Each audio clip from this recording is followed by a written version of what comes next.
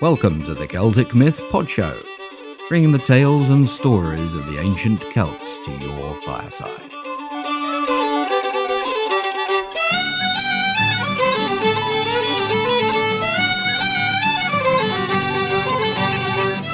Episode SP26, Samhain Holiday Special 2011.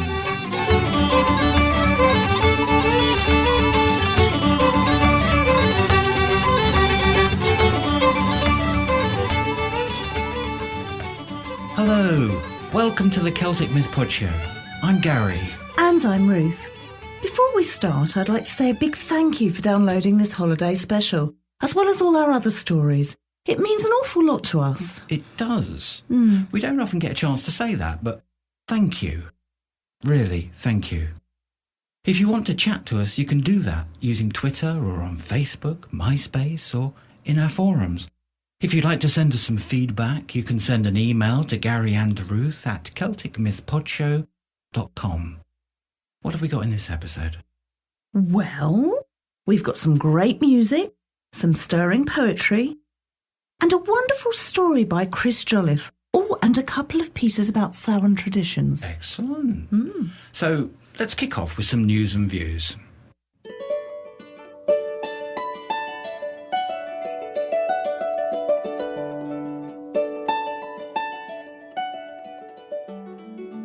Gary's been really busy scripting the shows for the first of the Welsh Tales, and he's been doing things with maps on Google Earth.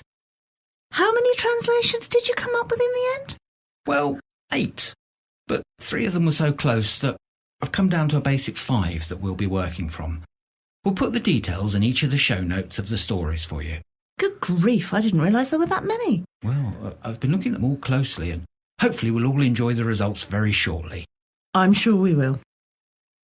Well, it's Samhain, or Halloween once again, and we thought we'd look at the traditions that surround the festival. And to help us do that, we have a great piece of writing called Samhain, the Lowering of the Veil. But first, to get us in the mood, from Dave the Bard, the Cauldron Born. Oh, good. I always did like that one. Did you say something? No. Oh, okay.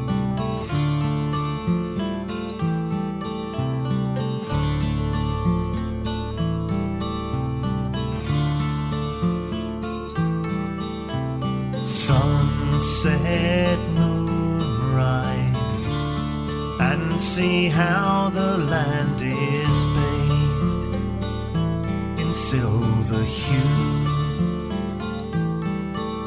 You feel so lonely. Come with me and let me show there are others just like you, who feel the powers of earth, sea and sky, of dragon and fairy and shades of the night. Hear the call of our ancestors of blood and bone,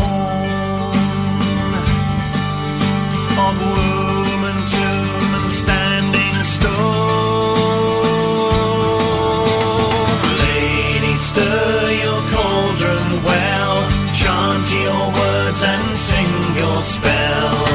Deep within this darkened hall, hear the goddess Cerridwen call.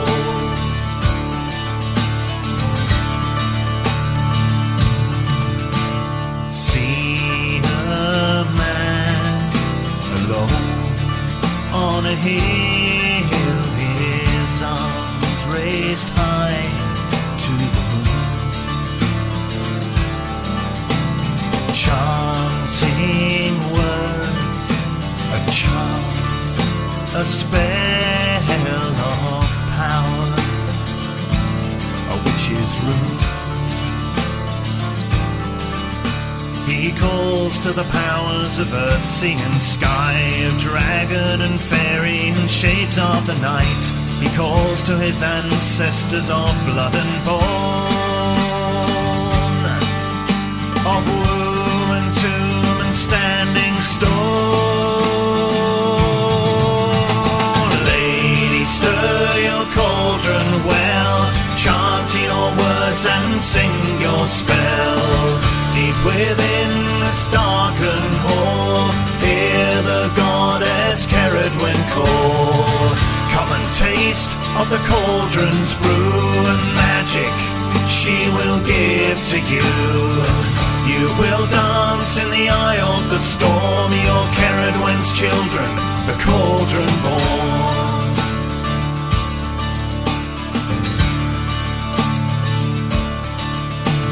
A charm of silver, the gypsy said when he was just 17.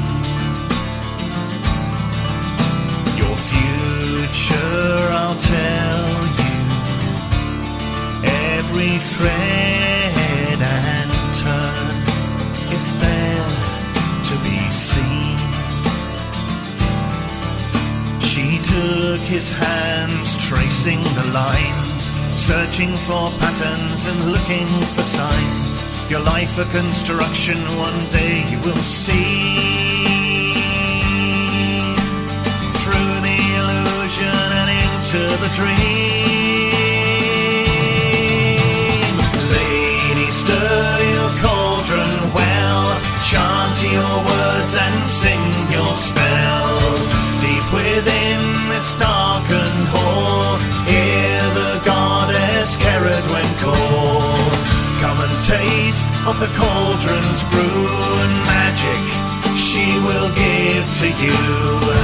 You will dance in the eye of the storm, your Cerridwen's children, the cauldron born.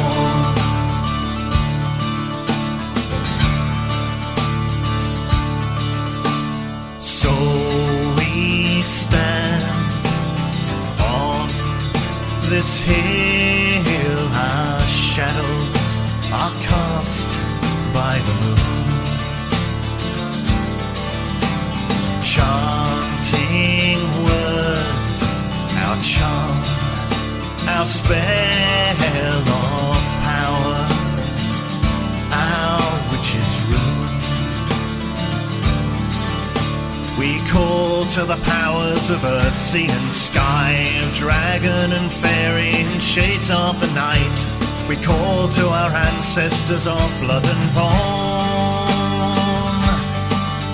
of womb and tomb and standing stone.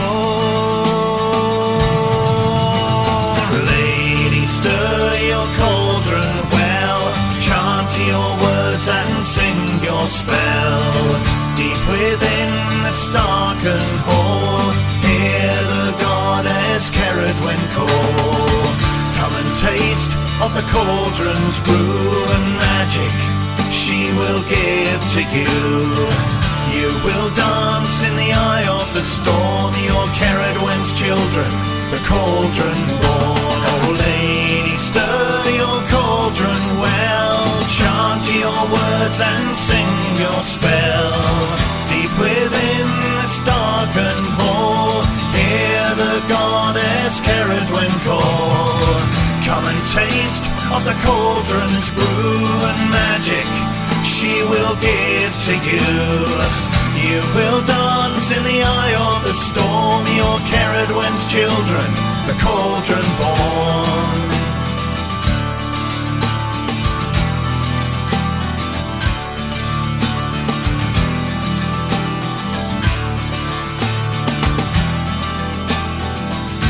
You're the cauldron born,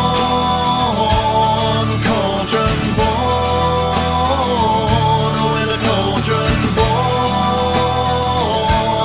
cauldron born, with a cauldron born. That was The Cauldron Born by Dave the Bard from the album of the same name. I still love that track. Me too. That took me back to when we were watching the filming for The Spirit of Albion, the movie, at night in that beautiful woodland. That was a rather unforgettable experience, wasn't it? It certainly was.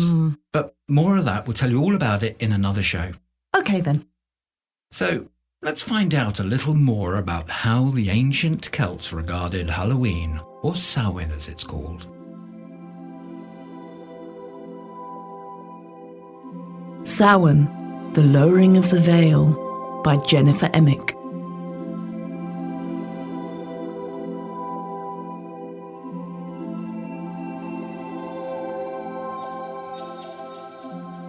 from the more ancient Irish form Samhain, was the most widely celebrated of the ancient Celtic festivals. It was a celebration of the harvest, of the closing of the year, and the beginning of the new year. Agriculturally, it was the time when the last fruits of the harvest were collected and stored, and the livestock were culled and quartered for the winter ahead. The dark time of the year had many magical and mythical associations as well. Samhain was also the time when the gates of the other worlds were thrown open, allowing the spirits of the ancestors and the she-folk to mingle with the living. It was at this time that the fabled Wild Hunt, a procession of animals, fairies and spirits, was most often said to occur. The history of Samhain.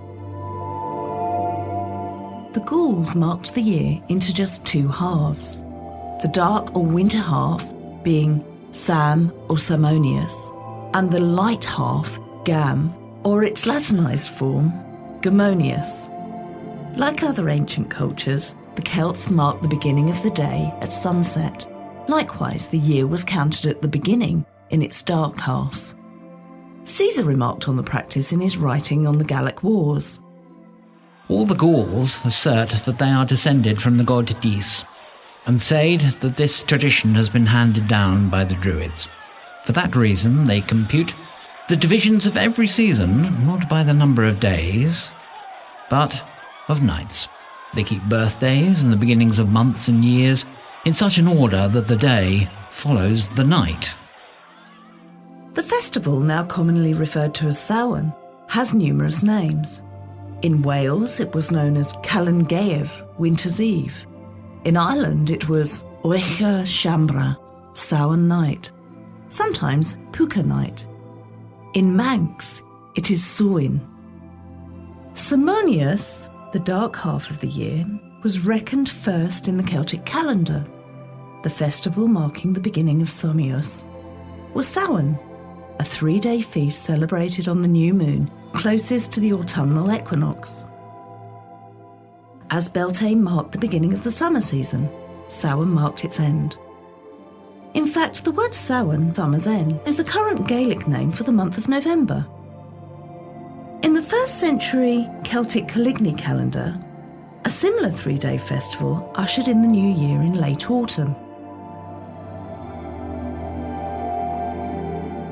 The Samhain festival marked the transition between two very different seasons. The growth season was at an end, with the majority of crops long harvested. The time for festivals and tribal gatherings was coming to an end, and warfare and trade would be largely suspended until warmer weather returned. This was a last opportunity for merrymaking and celebration before a long winter confinement.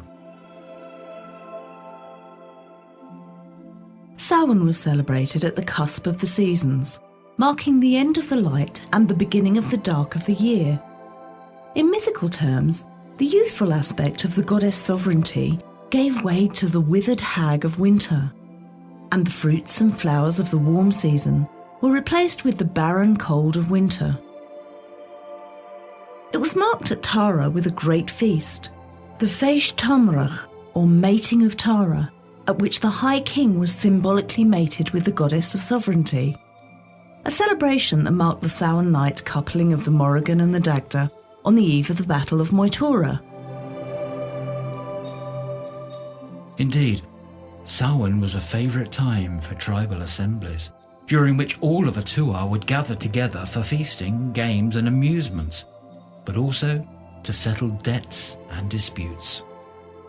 In ancient times, great offerings would have been made at lakes, shafts, and the entrances of the she-mounds, as the denizens of the otherworld will be particularly receptive. Horse races and other feats of strength were not uncommon at this time, a tradition going back to the earliest days of the Celtic peoples. In the Ulster Cycle story, The Wooing of Emma, the heroine refers to the festival of Samhain as "When summer goes to its rest." Samhain was considered a time of great change. It was also a time of great transparency between the world of man and the other world. Samhain was a traditional time for divination and prophecy, an auspicious time for sacrifice.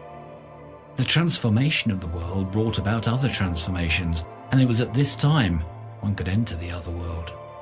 Celtic myth tales involving otherworld magic often take place during Samhain, and it's at this time when otherworld denizens made benevolent journeys, or even warfare against the living. Samhain was the preferred day for beginning an adventure or setting out on a quest, especially a divine one. Many important events in Celtic mythology take place or begin at the time of Samhain. For example, it is at Samhain that Angus seeks to recognise his lover Kray in her swan form.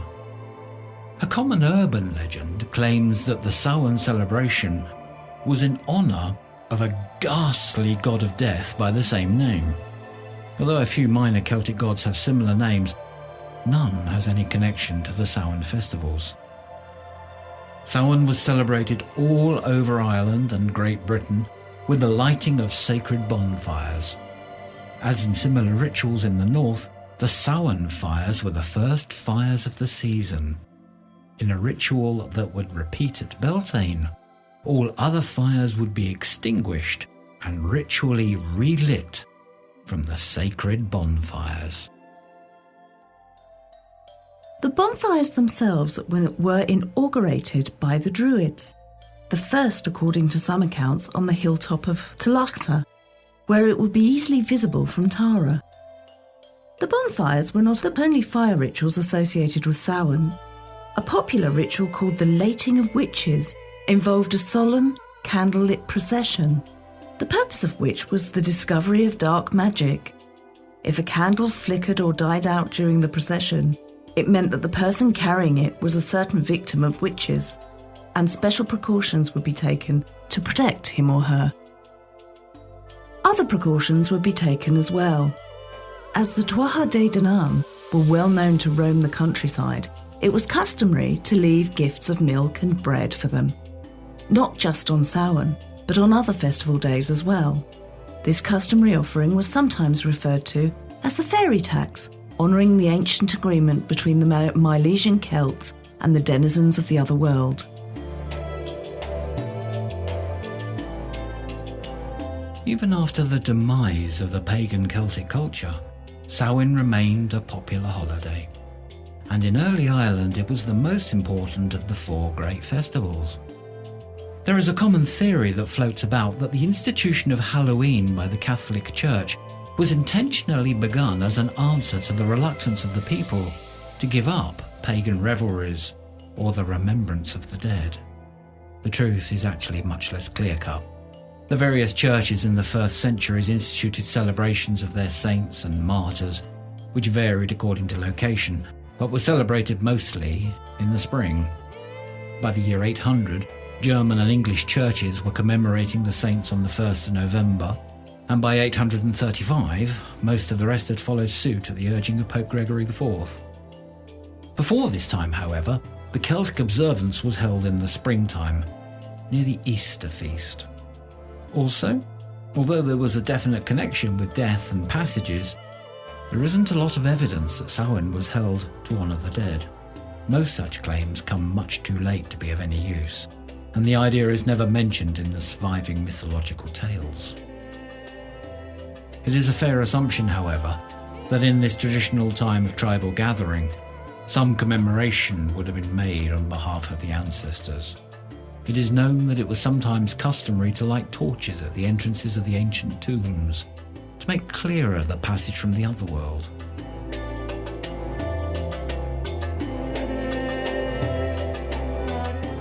Christian practices rise. From the earliest days of the Church, it was customary to observe a day immemorial to the saints. Later, this expanded to include all of the dead. The saints of the Church were celebrated on November the 1st with a solemn mass and singing. It was already customary to honour one's ancestors during the Samhain period. It was only natural that the Church's own observances followed suit. It became customary to visit cemeteries on this day, to sweep and clean the graves, and echoing the older custom, lights were lit outside of homes and in cemeteries. Water and other provisions would be left out, and the doors would be left unlocked. The ancient tombs were not neglected either. The old custom of walking in diesel procession 3 times round the ancient monuments were carried out well into medieval times. The November celebrations were eventually worn away as the popularity of the All Saints Festival increased. Within a few hundred years, the commemoration of the dead also moved from an earlier date to coincide with the November observation, so that eventually the two would be held back to back. In any case, the Christian observations were quite unlike their pagan predecessor, and by the medieval period, the feast became solemn reminders of mortality and the grisly fates awaiting the sinner. In medieval times, as during other feasts, it became customary to spend Samhain night going door to door collecting food and other offerings for the poor, often exchanged for prayers said for the homeowner. However, the Samhain ritual often involved a costumed masquerade, some say in imitation of the fairy procession.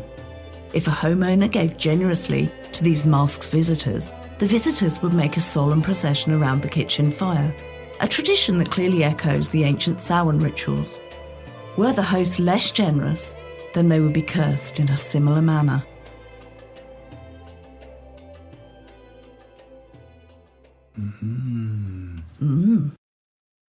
It's interesting to see a comparison between the Halloween masquerade and the wild hunt, or the fairy raid. Yes, it is. I haven't heard of that comparison before. It seems the original celebrations were happy and colourful, then in the Middle Ages became a sombre occasion, and now it's a celebration or holiday for many once again. We seem to have come full circle. Indeed. Sorry, what was that you said? I said we seem to have come full circle. You didn't say anything else? No. Never mind. It's time for some more music. Well, what do we have now? A beautiful song called The Realm of the Free by Cindy Spear and Colin Mold. Have a listen.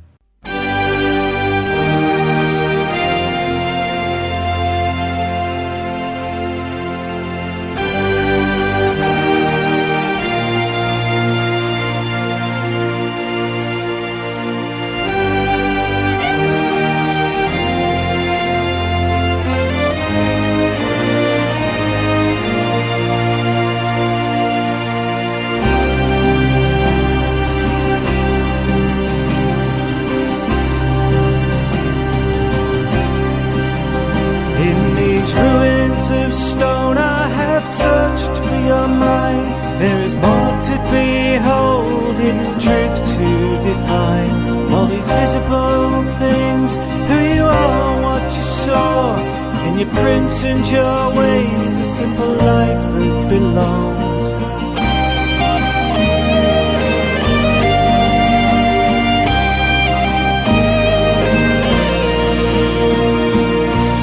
And I want to go back to a realm of the free, where the river ran pure, under skies to the sea, where a forest was home, and a king was a bard, where a story was gold, always shed from the heart.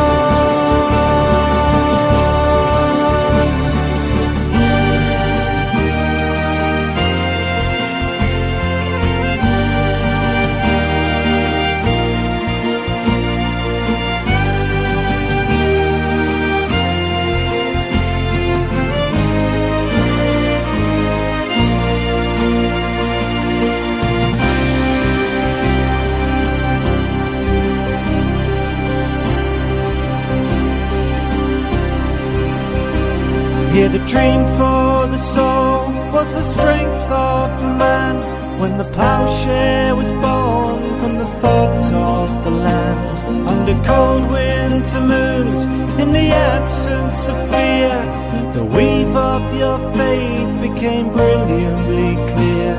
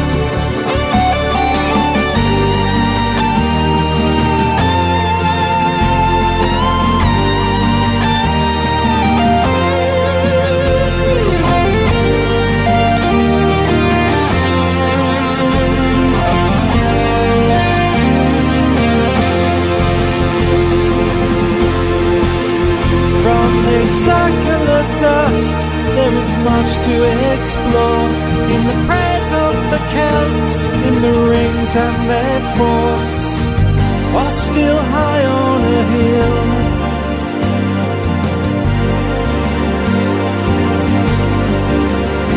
The old trappings of time, passionate wanderer, left his mark and designs to the realm of the free.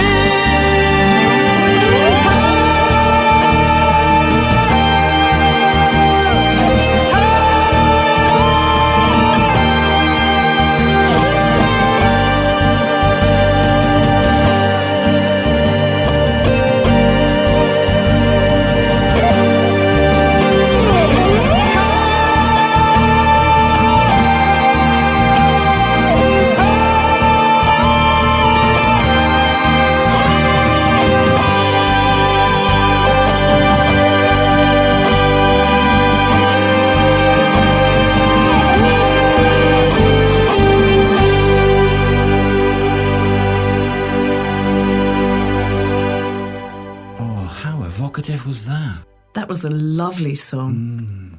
That was Realm of the Free by Cindy Spear and Colin Mold. And as ever, more details can be found in the show notes. Now, staying with our Samhain traditions theme, we're going to hear about the Banshee from Lady Augusta Gregory. Ooh, I've been looking forward to this one.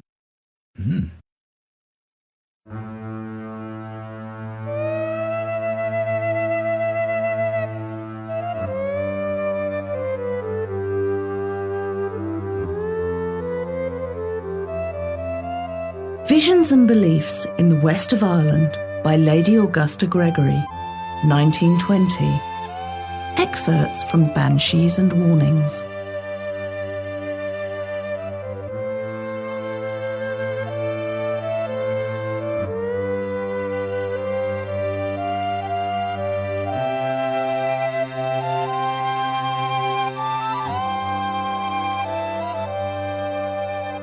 Then Cahulin went on his way, and Catbad, that had followed him, went with him.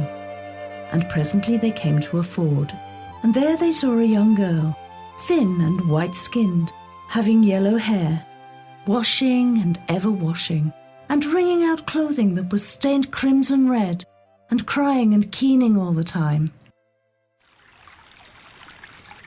"Little hound," said Catbad. "do you see what it is that young girl is doing? It is your red clothes she is washing, and crying as she washes, because she knows you're going to your death against Maeve's great army." Cahulin of Moirhem. From Cahulin's day, or it may be from yet an earlier time, that a keening woman of the Sidhe has been heard giving her lamentable warning for those who are about to die. Rachel had not yet been heard mourning for her children when the white-skinned girl, whose keening had never ceased in Ireland, washed the red clothes at the ford. It was she, or one of her race, who told King Brian he was going to meet his death at Clontarf. Though after the defeat of the old gods, that warning had often been sent by a more radiant messenger. As when Columcille, at the dawn feast of Pentecost, lifted his eyes and saw a great brightness, and an angel of God there waiting above him. And Patrick himself had his warning through his angel, Victor, who met him on the road at midday to the barn where he'd lodged the night before, for it was there he had to die. Such a messenger may have been at hand at the death of that Irish-born mystic William Blake, when he burst into singing of the things he saw in heaven, and made the rafters ring. A few years ago, the woman of the thatched house at the foot of Echta told me, "There are great wonders done in the old times. And when my father that worked in the garden there above was dying, there came a sudden 3 flashes of light into the room, the brightest light that ever was seen in the world. And there was an old man in the room, and one roan, and I leaned back on him, for I had like to faint. And people coming the road saw the light, and up at Mickey and his house, they all called out that their house was in flames. And when they came and heard of the 3 flashes of light coming into the room and about the bed, They all said it was the angels that were his friends that had come to meet him. When Rafferty died, the blind poet who wandered throughout Townland 100 years ago, some say there were flames about the house all through the night, and those were the angels waking him. Yet his warning had not been sent through these white messengers, but through a vision that had come to him once in Galway, when Death himself appeared. Thin, miserable, sad and sorrowful, the shadow of night upon his face and the tracks of the tears down his cheeks. And had told him that he'd had but 7 years to live. And though Rafferty spoke back to him in a scornful verse, there are some who say he spent those last 7 years in praying and making his songs of religion. To some it's a shadow that brings the warning, a noise of a knocking or a dream. At the hour of violent death, nature itself will show its sympathy. I've been told on a gloomy day that it had darkened because there was a man being hanged. And a woman who'd travelled told me that once Bundoran, she'd seen the waves of roaring and turning. And she knew later it was because at that very time 2 young girls had been drowned. Mrs. Curran. My cousin Mary, that lives in the village beyond, told me that she was coming home yesterday week along the road, and she saw a girl that would not be afraid to walk the whole world with herself. And it was late, and suddenly there was a man walking beside her, inside the field on the other side of the wall. Well, at first she was frightened, but then she felt sure it was her cousin John that was dying. And then she wasn't afraid, for she knew her cousin would do her no harm. And after a while he was gone.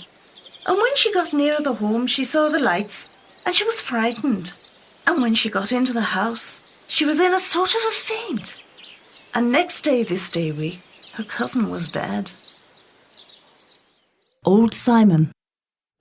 I heard the banshee crying not long ago, and within 3 days, a boy at the Murphys was killed by his own horse, and he bringing his cart to Kinvara. And I heard it again a few nights ago, but I heard no death since then. What is the banshee? It is at the nature of the Highnesses. 6 families it cries for, the Highnesses and the Fays, and I forget what the others. I heard it beside the river at Ballylee one time. I would stand barefooted in the snow, listening to the tune she had, so nice and so calm and so mournful. And one time, I was walking the road, and I had a great crying and keening beside me. A woman that was keening, and she conveyed me 3 miles on the road. And I got to the door of the house, and I looked down, and I saw a little woman, very broad and broad-faced, about the bigness of the seat of that table, and a cloak about her. And I called out to her that it was my first wife. The Lord be with her. And she lighted a candle, and I came in weak, and I lay up on the floor. And I was till 12 o'clock that night lying in the bed. A man I was talking to said it was the banshee, and it cries for 3 families. The Fays and the O'Briens and another, I forget which. And my grandmother was a Fay, and I suppose father and mother. It follows the generations. I heard it another time, and my daughter from America coming into the house that night, and it was the most mournful thing ever you heard. Keening about the house for the same term as before, till 12 o'clock at night. And within 5 months, my daughter from America was dead. John Cloran. There was a man near us that was ploughing a field, and he found an iron box, and they say there was in it a very old Irish book with all the knowledge of the world and that. Anyway, there's no question you could ask him he couldn't answer. And what he says at the banshee is that it's Rachel's mourning still for every innocent of the earth that is going to die, like as she did for our Lord when the king had like to kill him. But it's only for them that sprung from her own tribe that she'll hear her voice. Mrs. Smith. As for the banshee, where she stops is in the old castle of Essokelly on the Roxburgh estate. Many a one has seen her there and heard her wailing and wailing, and she with a red petticoat put about her head. There was a family of the name of Fox in Moneen, and never one of that family died but she be heard keening them. The Spinning Woman. The banshee is all I ever saw myself. It was when I was a slip of a girl, picking potatoes along with the other girls. We heard her crying, crying in the graveyard beyond Rhine Rush. So we ran like fools to see who was being buried. And I was the first, and I leapt up at the wall. And there she was, and gave me a slap on the jaw. And she was just like a countrywoman with a red petticoat. Often I hear her crying if anyone is going to die in the village. A seaside woman. At one time, there was a man in the village who dying, and I stood at the door in the evening, and I heard her crying the grandest cry ever you heard. And I said, Glynn's after a dying, and they're crying for him. And they all came to the door and heard it. But my mother went out after that and found him gasping still. Sure enough, 'twas the banshee we heard that evening. And out there where the turf boat is lying, with its sail down, outside Auchnish, there the banshee does always be crying and crying for some that went down there sometime.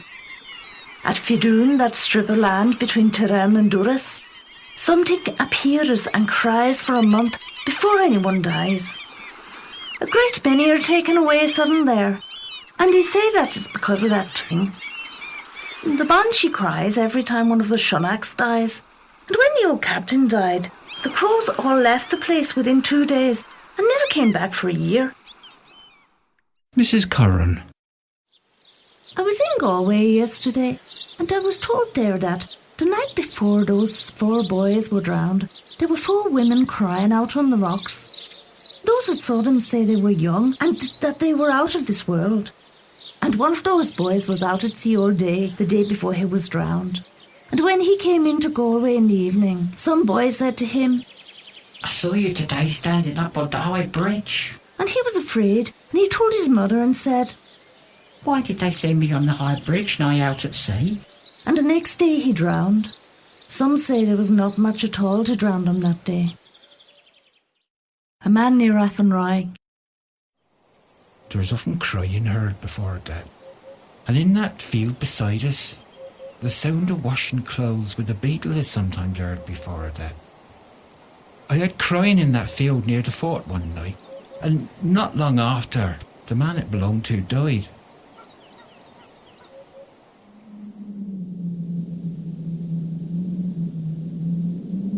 Old King. I heard the banshee and I saw her. I and 6 others were card playing in the kitchen at the big house that is sunk into the ground, and I saw her up outside the window. She had a white dress and it was as if held over her face. And they all looked up and saw it, and they were all afraid and went back, but myself. And then I heard a cry that did not seem to come from her, but from a good way off, and then it seemed to come from herself, and she made no attempt to twist the mournful cry, but all she said was, "Oh, oh." Oh, but it was as mournful as the oldest of the old women could make it that was best at crying the dead. Old Mr. Shonock was at Listune Varner at the time, and he came home a few days after and took to the bed and died. It's always the banshee as full of the Shonocks and cried 'em. Mrs. King. There was a boy at the Nortons died not far from this, a fine young man, and I set out to go to the burying, and Mrs. Burke along with me. But when we came to the gate, we could hear her crying for the dead, and I said, "It's as good for us to wait where we are, for they've brought the corpse out and they're crying for him." So we waited for a while, and no one came, and so we went on to the house, and we had 2 hours to wait before they brought out the corpse for the burying, and there had been no crying at all till he was brought out. We knew then who it was that was crying, for if the boy was a Norton, it's in his house of the Kearns he died, and the banshees always cried for the Kearns. The Old Army Man. As to the invisible world, I hear enough about it, but I've seen but little myself. One night, when I was at Calcutta, I heard that one Connor was dead, a man I'd been friendly with, so I went to his house. There was a good many of us there, and when it came to just before midnight, I heard a great silence fall, and I looked from one to another to see the silence. And then there came a knock at the window, just as the clock was striking 12. And Connor's wife said, "It was just at this hour last night there came a knock like that, and immediately afterwards he died." And the strange thing is, it was a barrack room and on the second story, so that no one could reach it from the street. And then again, in India, before Delhi, there was an officer's servant lodged in the same house as me, who was thrown out of his cot every night. And as sure as midnight came, the dogs couldn't stop outside, but would come shrinking and howling into the house. Yes, indeed. I believe the fairies are in all countries, all over the world. But the banshee, that's only in Ireland, though sometimes in India I would think of her when I hear the hyenas laughing. Keening you can hear her, but only for the old Irish families. But you'll follow them, even as far as Dublin.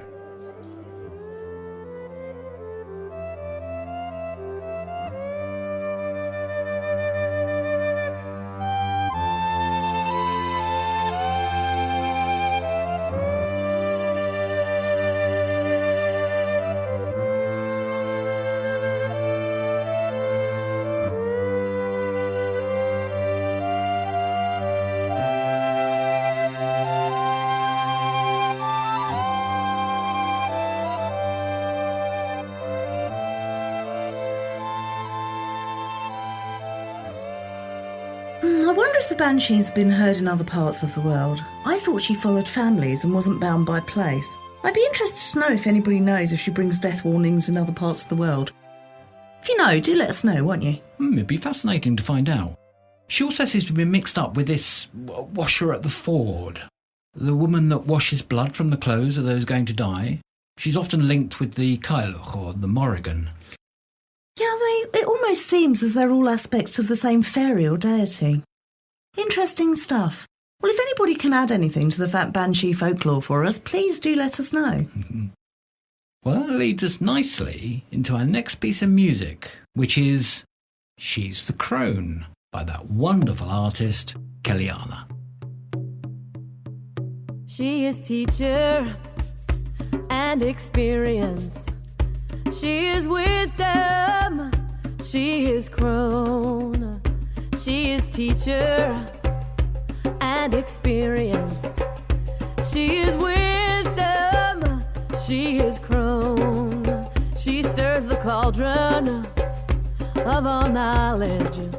She is the bringer of death and rebirth. She stirs the cauldron of all knowledge. She is the bringer of death and rebirth. She is teacher and experience. She is wisdom. She is crone. She is teacher and experience. She is wisdom. She is crone. In the darkness, time of Samhain. In the dream time, she sits and stirs. In the darkness, the time of Samhain. In the dream time, she sits and stirs, sits and stirs. She is teacher and experience. She is wisdom. She is crone.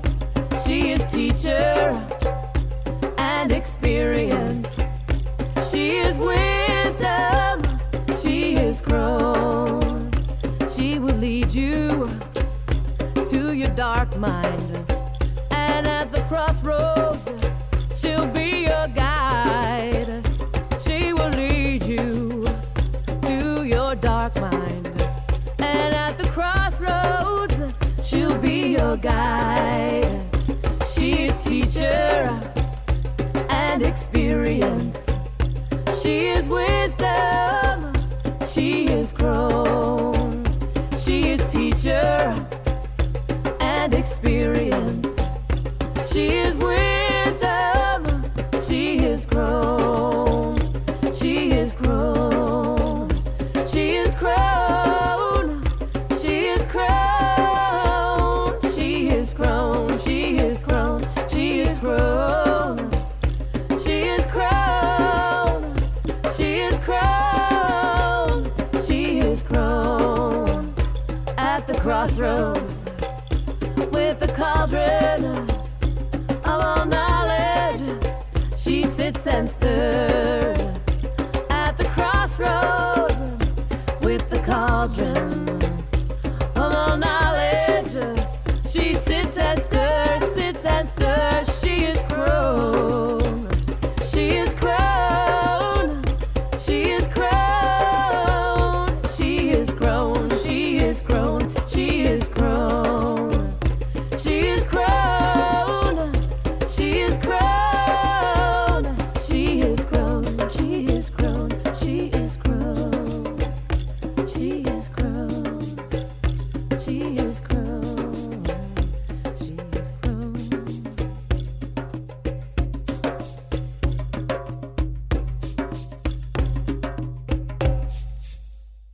That was Kellianna with She's the Crone from her album Elemental.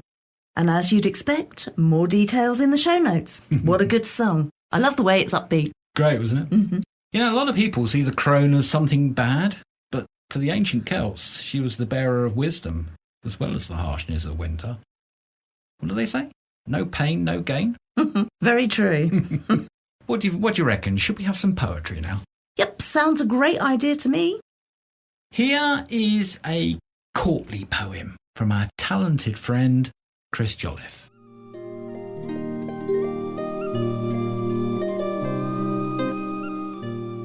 Forget Me Not by Chris Joliffe.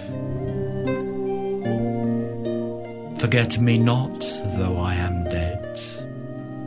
Take thou no lover to thy bed. Thou still art mine, though I am gone. To me alone shalt thou belong.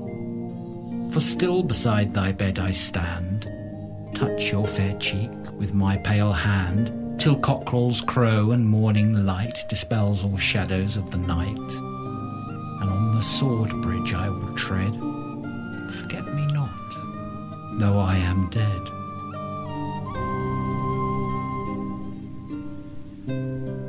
Forget me not, though I am dead, for we eternal souls are wed. Keep faithful yet thy vows to me, and nightly shall I watch o'er thee. But should thee fail thy pledge of faith, that night to thee shall come my wraith. Thy living hand in mine I'll take, thy ghost with mine the journey take. Across the sword bridge we shall tread. Forget me not, though I am dead.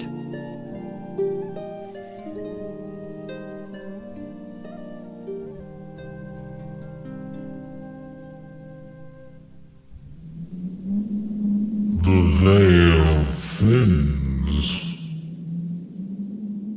Did you just hear something? Only the poem. Okay. Thank you, Chris, for your haunting poem. I wonder, was that the knight speaking in the poem, or was it the lady? Good question. I actually think it could have been either. What do you guys think? Chris, let us know if it was actually written one way or the other. I'd be interested to know. Absolutely. So now on to our last piece about Samhain Halloween traditions. Soul caking. Soul cakes, or Solmas cakes, are the traditional Celtic precursor to modern trick or treating. For centuries throughout European history, the dates of October the 31st, All Hallows Eve, and November the 1st, All Saints' Day, and November the 2nd, All Souls' Day, were known as the season of Hallowtide, which was marked by a procession of mummers going from door to door or town to town, begging for soul cakes. In the 19th century, the custom of souling was performed by adults and children. People would walk from town to town on Halloween night, singing and begging for soul cakes. The soul cakes were actually round pieces of bread made with currants and spices. The cakes may have been accompanied by little slips of paper with a deceased family member's name, and in return for the cake, a prayer would be said for the soul of the deceased. The more soul cakes people received, the more prayers they had to say for the dead family members of the donors. Oh, I see. During this time, people believed the dead remained in limbo for a while after death. They also thought that prayer, even by strangers, could speed up the soul's passage to heaven. There was also often the handing out of soul cakes to the poor citizens, and it was also in exchange for prayers for the family's dead relatives. The church encouraged this as a way to replace the ancient practice of leaving food and wine on the doorsteps for roaming spirits. One of the very few surviving mumming play teams, which have a claim to be traditional, the Soul Cakers perform their souling play every year at Halloween and the following 2 weeks around the vicinity of the village of Antrobus in Cheshire. As is usual with this type of play, the basic action is that King George and the Black Prince fight, and the latter is killed and brought back to life by a doctor. And the last characters to enter are the wild horse, Dick, and his driver. The wild horse is made up of a real horse's skull, painted black, mounted on a pole, and held by a man bent double under a velvet canvas cover, a construction defined as a hobby horse. The driver's attempt to control his cavortings and misbehaviour are the highlight of the play for many of the audience. A local team is known to have performed up to the First World War and then lapsed for a while, being revived in the late 1920s at the instigation of a Major A.W. Boyd, a well-known local country life author. And it's been regularly performed ever since. Good for him. Not quite the same as today's celebrations, though. No. Apparently, soul cakes also had crosses on them. They sound a bit like hot cross buns, don't they? We get at Easter. Yeah. Well, as a fitting piece of music for this part of the show, we have a song by the very talented Kate and Corwen. The Cheshire Soul Caking Song.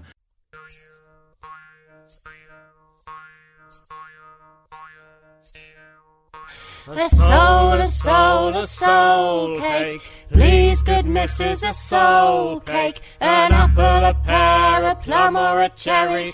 Any good thing to make us all merry. 1 for Peter, 2 for Paul.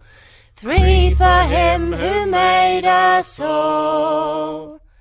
God bless the master of this house, the mistress also, and all the little children that round the table grow.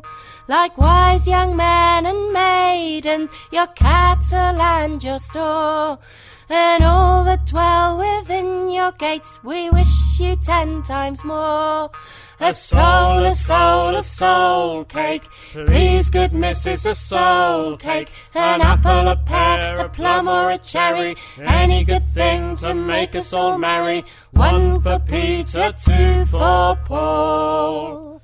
3 for him who made us all. Down into the cellar and see what you can find. If your barrels are not empty, we hope you will prove kind. We hope you will prove kind with your apples and strong beer, and we'll come no more a-souling until this time next year. A soul cake. Please, good missus, a soul cake. An apple, a pear, a plum or a cherry. Any good thing to make us all merry. 1 for Peter, 2 for Paul. 3 for him who made us all. The lanes are very dirty and my shoes are very thin. I've got a little pocket to put a penny in. If you haven't got a penny, a halfpenny'll do. If you haven't got a halfpenny, it's God bless you. A soul cake. Please, good missus, a soul cake. An apple, a pear, a plum or a cherry. Any good thing to make us all merry. 1 for Peter, 2 for Paul. 3 for him who made us all. That was the Cheshire Soul Caking Song by Kate Fletcher and Corwen&nbsp. I love that song. It's been going round and round in my head for the last week. It's great, isn't it? I bet it does to you as well. Oh. Thank you to Kate Fletcher and Corwen&nbsp. Kate and Corwen perform English folk and historical music, and you can find out more about the fascinating duo and the amazing work that they do in the show notes. Worth looking up as well. That was great, wasn't it? You can just imagine groups of people on dark autumn evenings, faces aglow from the light of a candle in a turnip, turning up on the doorstep and singing that song. Whew. I've gone all shivery now. I know what you mean. Who said that? You said what? I know what you mean. Do you? Oh, I give up. Anyway, on with the show. Okay. You know you mentioned mummers just now? Yes. Well, that happens to be the answer to our Pentacle Drummers competition for the last CD of their album, Life in Tatters. So what was the question again? Okay. Old English folk customs. Costumes. Old English folk customs often see groups perform in tatters, that is, raggedy clothes. You can see photos in the show notes for the Chatterbox show. There are drumming groups like us, Morris dancers, Border Morris, and a type of group who perform traditional plays that have essentially remained the same for years and years. So the question was, what are these performers called? And the answer was mummers. And the winner is...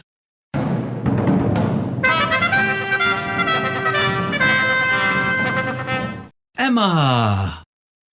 Congratulations, Emma.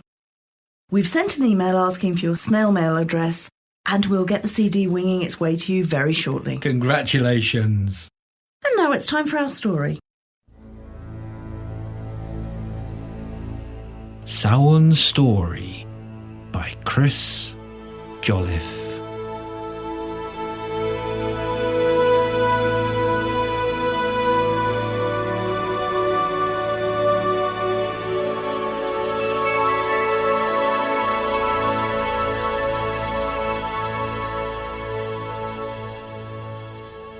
The old woman stirs the cauldron on the last fire of the year. She hears the dog barking in the yard, the sound of the gate dragged open, mutters to herself about uninvited guests and trouble. But she sighs. She knew someone would come. On this night they're bound to, and she has such work to be doing. But she reminds herself, wisdom is given, so that wisdom may be given. Can't recall who first told her that. Perhaps it was herself as a younger woman, or an older one. She forgets. She whistles sharply, setting the white sow grunting in her pen. Her daughter comes running up to the hollow in the hillside, comely in the dusk that cannot dim her beauty. Her son hides himself with the pigs, the night not dark enough to cover his ugliness. Ugh, she'll have to leave her old bald fool of a husband to mind the pot. There's nothing to be done for it. Salmon stew will spit if not stirred well. Ah, well, wise woman. She grumbles. Go and be wise. From the village, of course, bearing corn and fruit and mead to offer her. And with them come a brindled calf, a babe in arms, a blushing maiden. What will the new year bring? How many will the winter kill? How well will the spring revive? Will the herd be strong? Will the child grow well? Will the maiden marry? The questions are always the same. A second pot then, boiled and cooled before. Dark berries for dreaming, because she knew, as she always knows. And as she sways and slurs, the magic comes, and in its depths she loses and then finds herself again. They crowd around her, breathless, stilled, faces in low firelight and the last breath of the last day. And in the stillness, her new old voice is calling, One for what will die, she cries. one for what will live, and one for what will be again. And no one thinks to challenge what she asks. And as the sun dies into darkness and the whispers hiss and crackle from the embers, the smoke thickens and twirls above the fire. A veil that thins, chokes throats, and speaks with a stolen breath. Death comes to every life in time, It croaks. and I shall reap my harvest from you all. The corn shall turn to dust, the blue-eyed calf come to the axe, the virgin's cheek shall wrinkle, and the dancing back be bent. All shall die. I answer you, that life should live before it fails. Years I shall give to you, and years take. Those that are due to live shall live. Those due to die shall die. I shall be mindful of your tears, and spare my hunger, for on this night I rode the Dagger's life, and drunk deep draughts of death at Catmaitora, where over Lu's bright chariot I flew. For a god's heart given for Danaan blood and for more skulls, I grant a year of lusty life and peaceful passing. I, Morrigan, vow, and speak no more. And as the smoke thins and the cold voice ends, the woman shivers, but endures. The wind whistles and the baby cries, but as the whirligig of breezes swirls the smoke away, the wailing turns to gurgles and to laughter, pealing from those tiny lips in pink-faced chuckles. And in those chuckles is a father's kind voice heard. Hope with love is sown, and with love lives. So shall it be for hearts when spring has come. No winter's chill or stony grave can stop the budding leaf, and even omens cannot curse the heart to hold no hope. And well know I, by ill stars marked, by fortune failed, by kinfolk shunned, a life-lacked heart was mine. But yet I hoped, and on this night came to my empty nets no fish. But true, I tell a better prize, for I found life, new love, and grew to greater times. For a bright-browed babe and all the life that love can give. I bless you, heart and half. I, Elfin, vow, and speak no more. And the woman mutters, half in hate, half in humour. But she's a mother still, and mothers love. And as she smiles, and all is still beneath the middle night. The moon is but a thread-thin silver ring, as if the upturned edges of a bowl that pours out stars upon the sky. And as intangible as is the moment past, a voice is heard from far beyond and deep within, by heart and head and soul. What was and is to be shall come as it has gone, and as it ever shall be so. There shall be life and love and plenty, fool and fire and fear. But what and which and where is never known. With crafty kenning have I seen the future and the past, and of that wheel I spoke through madness, and through madness have I been misunderstood. What shall I tell you of the year to come? I shall be born, and I shall rule, shall die the triple death and yet return. Dragons will coil, red and white before my eyes. Swords flame, spears rise, and darkness fall. For this bright land shall shine, and shall endure while hearts hold true and tales be told. And therefore remember, in the past the future shall be found. Thus listen to the aged wise, let the youth seek truths before their time. Love life, and fear not death, for we are born through light and darkness on the wheel. What was and is to be shall come. I Merlin vow and speak no more. And the woman sighs and shudders, and released from all the worries of the year gone, sleeps.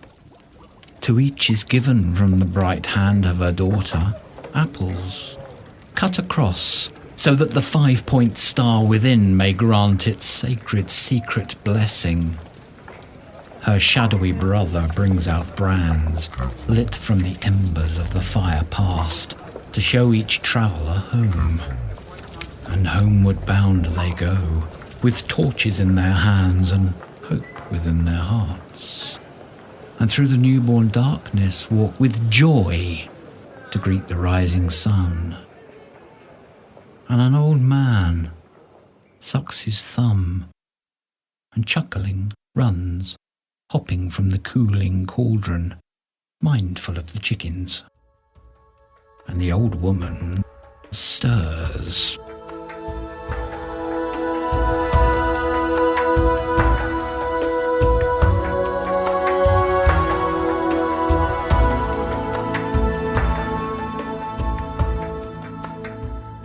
Wow, thank you, Chris. What a great story. Oh, it was.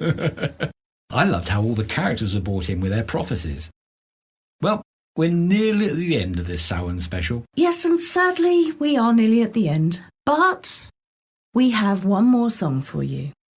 It's The Wonderful Shores of Wales by Kray van Kirk.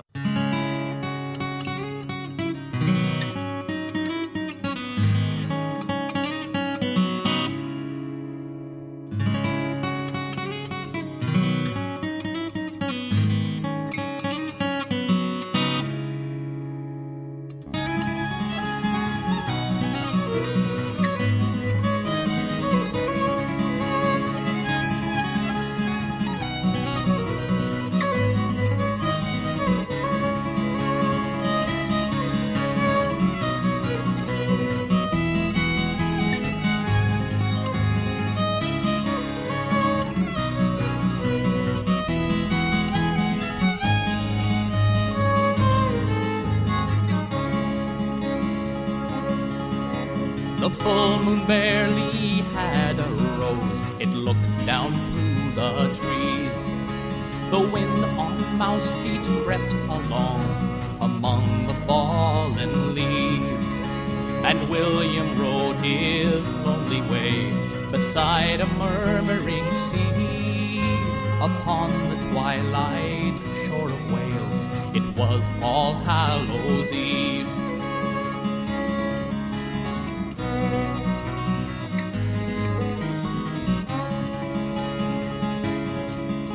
And thought he of his own sweetheart, he did not hear the horn that sounded faintly far behind, from beyond the bourne.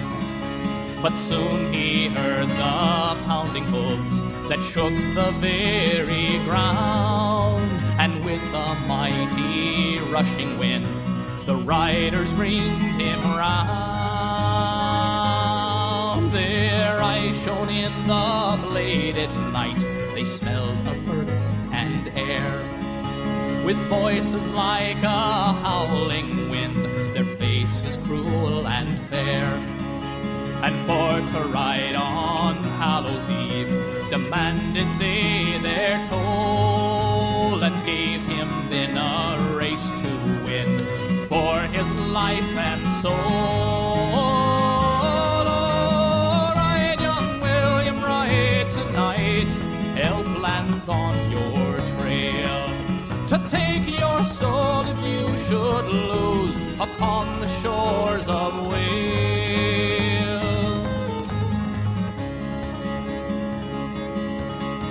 Then came to him a midnight horse, whose rider wore a crown, and gazing at him with a smile, bade him to step down. A steed as red as blood or gold was given to his rein, a fairy mount to match my own, evens out the game.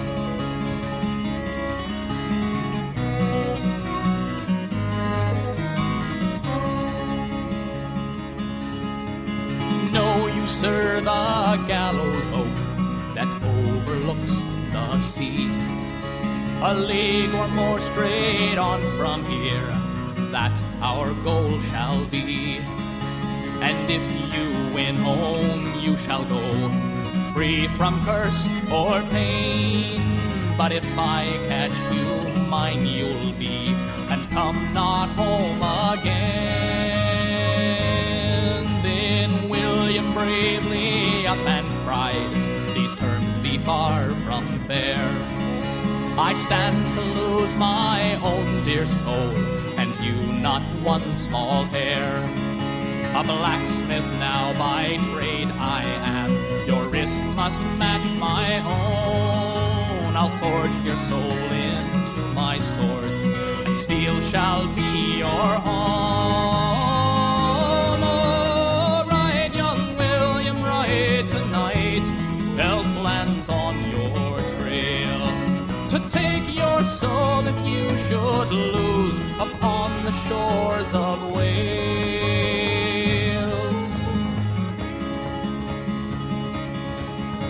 So be it, cried the midnight king, to yours I pledge my soul.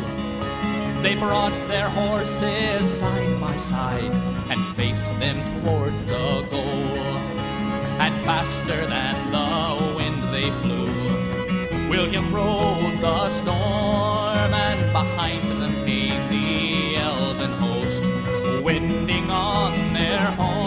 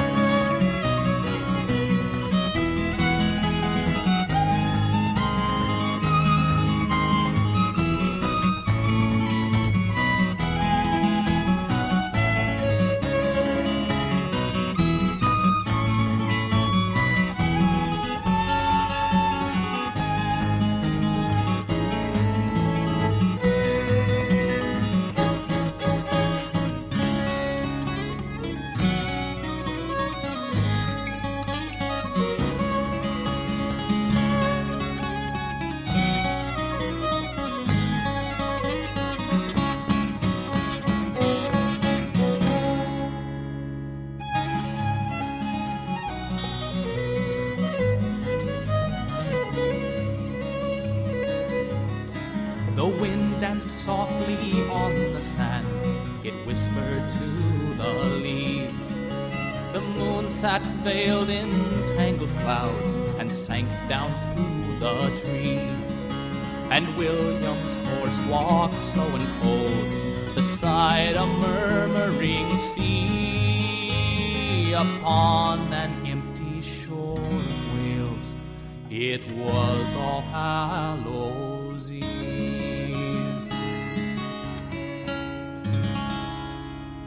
That was The Shores of Wales by Kray van Kirk.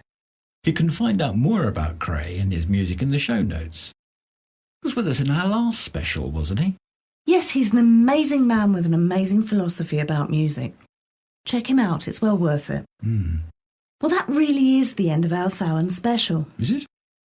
Yes, didn't it go fast? Yeah. Thank you for staying with us, and we'll be back very soon with the start of the Welsh Tales. So until then, Hwyl. Happy Halloween.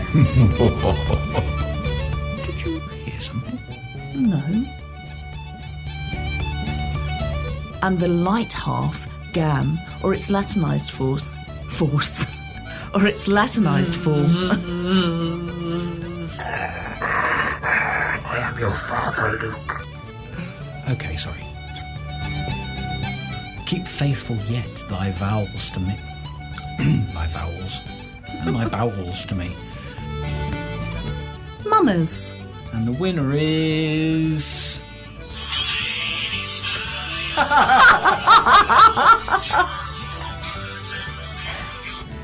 Apparently it's the Cauldron Born is the winner. You've been listening to the Celtic Myth Pod Show, available from CelticMythPodShow.com. We hope you've enjoyed the show and will stay tuned for the next episode. You can send us an email or some voice feedback to Gary and Ruth at CelticMythPodShow.com. The show notes for this episode can also be found on the website. We'd like to say a special thank you to Coulan's Hounds, who provided us with the theme music for our show. You can find them at www.sfhounds.com. We'd also like to say a big thank you to Anne Roos, Master Harper, and Keltoria, with a K, Celtic New Age Music, who have both given the show unrestricted access to their music. And thanks again go to Diane Arkinstone and Kim Robertson, whose music has been used as some of the transitions you've heard in this show. You'll find links to all of these wonderful artists in the show notes at shownotes.celticmythpodshow.com.